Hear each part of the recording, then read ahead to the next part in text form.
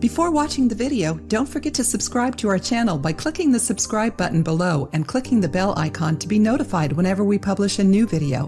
Do you have aluminum pans at home? They're very common in the USA since they conduct heat well and are cheaper than pans of other materials. The main problem is that when we cook with them, our food ends up with aluminum in it.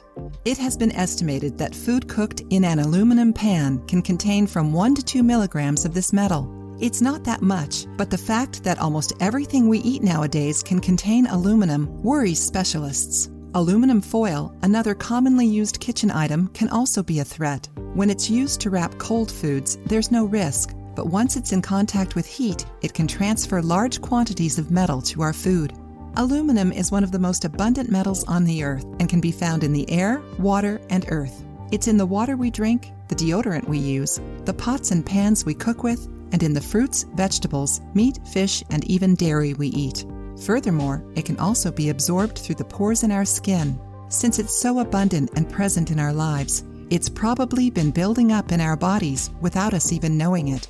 Not only does it not have any benefits to your health, it's also been linked to serious diseases such as Alzheimer's. Researchers have found large amounts of aluminum in the brains of Alzheimer's patients, raising awareness about using aluminum kitchen utensils.